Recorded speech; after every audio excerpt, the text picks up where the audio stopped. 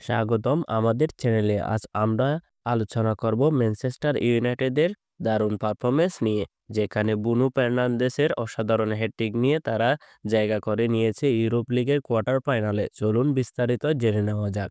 স্পেনে অনুষ্ঠিত শেষ ১৬ প্রথম লেগে রিয়াল সোসিয়েদাদের বিপক্ষে ১-১ গোলে ড্র করেছিল ম্যানচেস্টার ইউনাইটেড, তাই দ্বিতীয় লেগে জয় পাওয়ার চাপে ছিল তারা।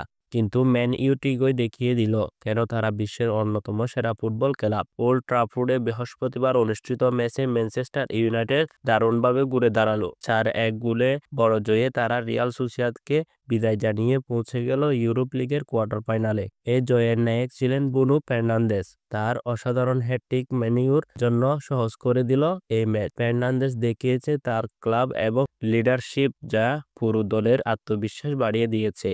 এখন প্রশ্ন হচ্ছে, কোয়ার্টার ফাইনালে ম্যানচেস্টার ইউনাইটেড কি এই পরব ধরে রাখতে পারবে?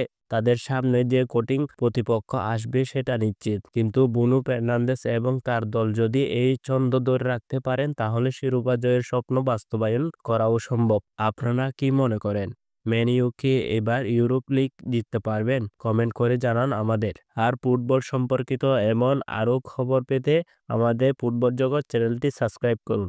আজকের মতো এখানে শেষ করছি। দেখা হবে পরবর্তী ভিডিওতে। ভালো থাকুন, ফুটবল উপভোগ করুন।